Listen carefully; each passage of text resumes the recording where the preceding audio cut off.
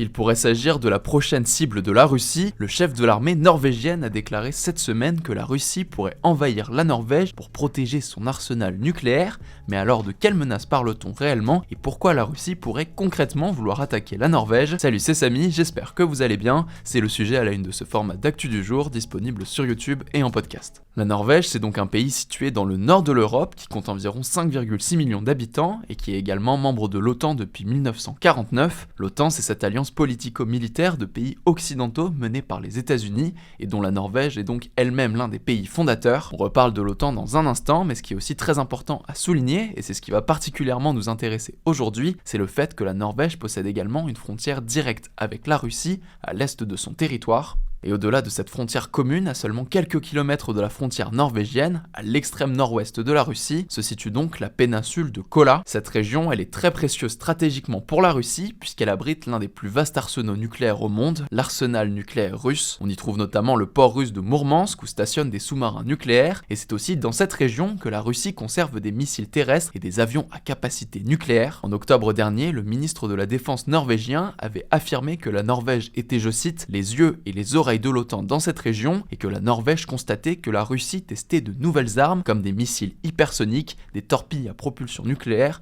ou encore des ogives nucléaires. La Norvège affirme aussi régulièrement que ces missiles ne sont pas seulement pointés vers la Norvège mais aussi vers l'Europe et même par-delà l'Arctique vers le Canada et les États-Unis. C'est donc pour cette raison que ces armes et cette région sont déterminantes pour la Russie en cas de confrontation avec l'OTAN si cela devait un jour arriver. Et c'est donc notamment dans tout ce contexte que le chef d'état-major de l'armée norvégienne et de ses services de renseignement a déclaré ce mercredi dans une interview aux médias britanniques The Guardian, je cite, que la Norvège n'exclut pas qu'une annexion territoriale par la Russie fasse partie de leur plan pour protéger leur propre arsenal nucléaire, ce qui est selon lui la seule chose que la Russie possède encore et qui menace réellement les États-Unis. Mais attention, toujours selon lui, la Russie n'aurait pas forcément l'objectif de conquérir la Norvège comme elle peut vouloir le faire en Ukraine ou dans d'autres anciens territoires soviétiques, mais elle aurait donc plutôt l'objectif de potentiellement s'emparer d'une partie du territoire norvégien proche de sa frontière pour assurer la sécurité de son arsenal nucléaire. Maintenant qu'on a dit ça, il faut savoir que cette déclaration de la Norvège intervient dans un véritable contexte de réarmement dans la région. Depuis le début de l'invasion à grande échelle de l'Ukraine en février 2022, la Finlande et la Suède, des pays voisins de la Norvège, ont par exemple abandonné leur non-alignement militaire et ont rejoint l'OTAN avec pour objectif d'être davantage prêts à être soutenus et à se défendre en cas d'attaque russe. Le non-alignement militaire, c'est lorsqu'un pays choisit de ne s'allier à aucun bloc ou à aucune alliance militaire pour éviter justement d'être entraîné dans des conflits entre autres puissances, ce qui était donc le cas de la Finlande et de la Suède avant de rejoindre l'OTAN. Mais de son côté, la Norvège, qui était déjà membre de l'OTAN, a également renforcé davantage sa sécurité. Pendant longtemps, le pays avait par exemple interdit tout exercice militaire dans la région proche de la frontière avec la Russie, notamment en reconnaissance de la libération de la région par l'URSS pendant la Seconde Guerre mondiale. Mais depuis l'invasion russe de l'Ukraine, la Norvège a notamment développé une brigade militaire basée autour de la ville de Porsgrunn dans la région en Norvège, où le gouvernement a inauguré des installations d'une valeur de 130 millions d'euros. L'objectif de telles mesures étant donc notamment de mieux surveiller la péninsule de Kola. Et en 2024, le Parlement norvégien a aussi approuvé un plan visant à porter les dépenses de défense du pays à près de 138 milliards d'euros d'ici 2036, soit presque le double du budget actuel, une augmentation historique afin de développer l'armée du pays. De son côté, la Russie renforce également ses installations militaires le long de sa frontière avec la Norvège et la Finlande, mais pour autant, le chef d'état-major norvégien affirme que des contacts directs sont toujours maintenus avec les autorités russes et propose également l'installation d'une ligne téléphonique militaire directe entre la Norvège pour éviter donc tout potentiel malentendu en cas de tension. Et il y a d'ailleurs déjà eu des incidents dans la région. L'an dernier, la Norvège a signalé plusieurs violations de son espace aérien par des avions russes, même si le chef d'état-major tempère la situation et affirme qu'il s'agissait jusqu'à présent de malentendus qu'il attribue surtout à l'inexpérience de certains pilotes russes. En tout cas, la Norvège affirme préparer ses forces à un large éventail de menaces. Au-delà d'une invasion classique, on peut penser à des sabotages russes ou d'autres menaces hybrides comme des cyberattaques par exemple. Dans ce contexte, le gouvernement britannique s'est aussi engagé cette semaine à renforcer sa présence militaire en Norvège au cours des 3 prochaines années, avec pour objectif d'augmenter de 1000 à 2000 hommes le nombre de soldats britanniques stationnés dans le pays. Selon le gouvernement britannique, l'objectif est notamment de former les forces armées à la défense d'infrastructures contre des attaques ou des sabotages dans les conditions extrêmes de l'Arctique. Et on aura aussi très certainement l'occasion d'en reparler, mais tout ce renforcement militaire intervient alors que l'océan Arctique, au nord de la Norvège, risque de prendre de plus en plus d'ampleur dans dans les prochaines années. On en a déjà parlé dans ce format, mais la fonte des glaces va permettre d'ouvrir de nouvelles routes maritimes au nord du globe, mais les autorités norvégiennes et les experts soulignent aussi qu'il existe une concurrence intense pour le contrôle de routes stratégiques clés dans l'Arctique. On parle ici notamment de la bande maritime entre la Norvège continentale et l'archipel de Svalbard au nord, qui appartient à la Norvège et que les navires russes doivent notamment traverser pour atteindre l'océan Atlantique, des routes maritimes également riches en gaz et en pétrole. Enfin bref, évidemment et attention, tout ça ne signifie pas que la Russie compte envahir la Norvège prochainement. La Norvège fait notamment partie de l'OTAN, dont l'article 5 prévoit qu'une attaque armée contre un ou plusieurs alliés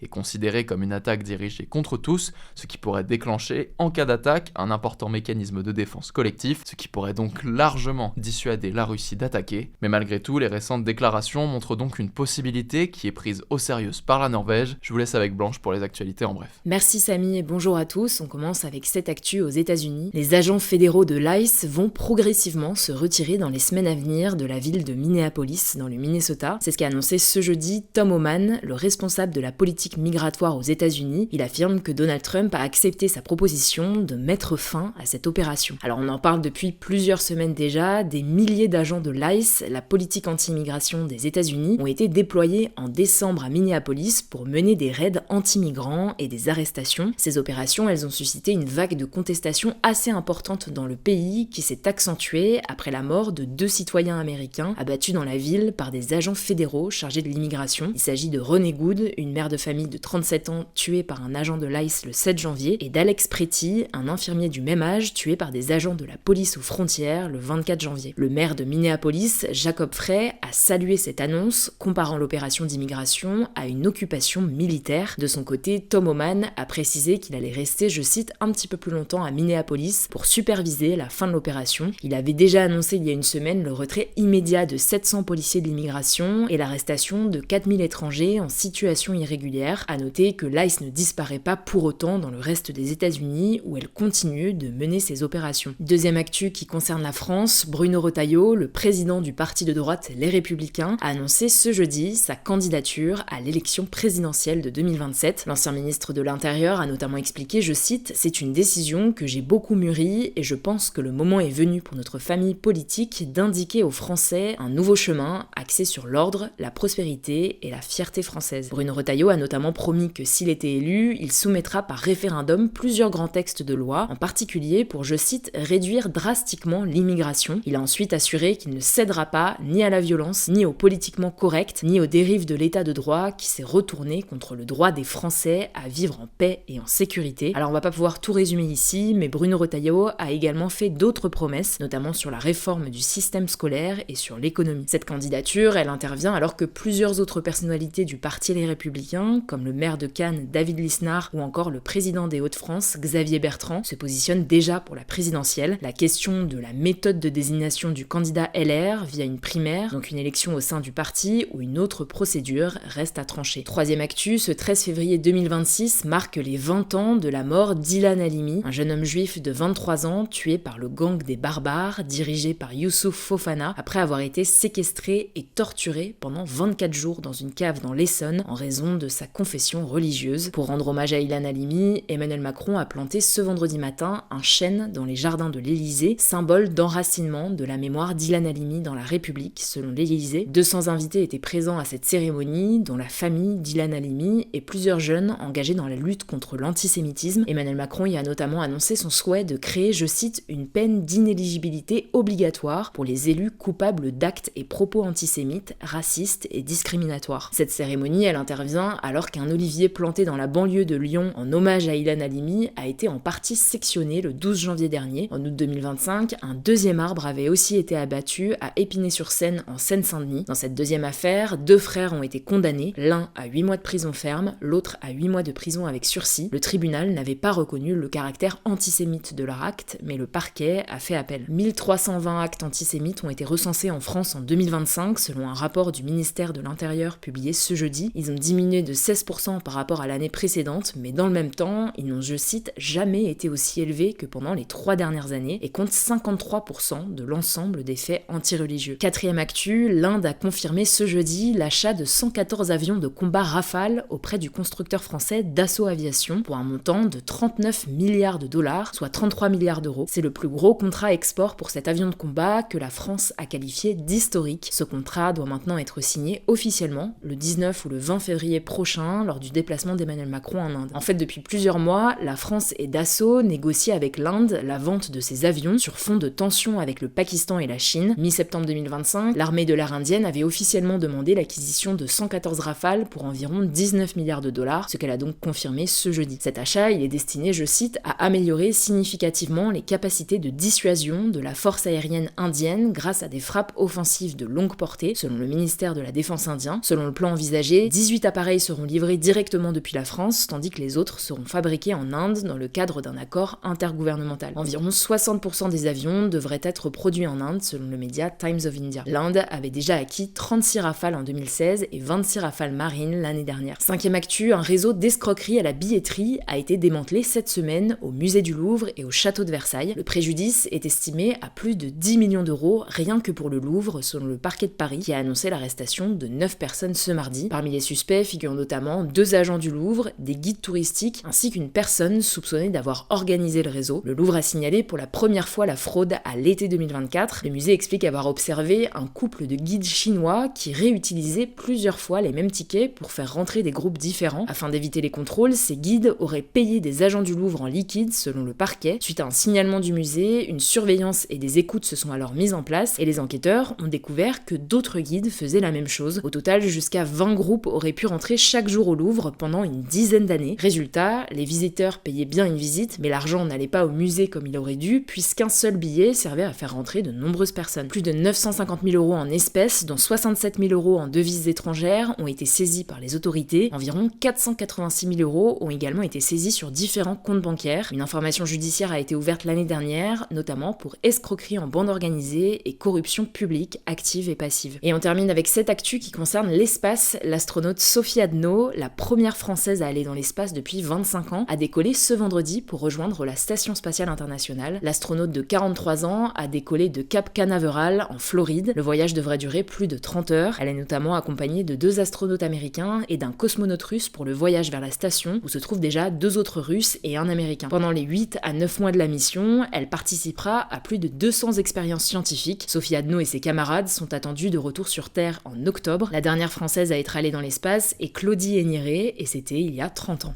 Merci Blanche pour ces actus, c'est tout pour aujourd'hui. Merci encore de nous suivre chaque jour sur nos réseaux sociaux, sur YouTube, en podcast, mais aussi sur Insta, TikTok et en newsletter. N'hésitez pas à vous abonner à nos comptes. D'ici là, prenez soin de vous, prenez soin de vos proches et à demain.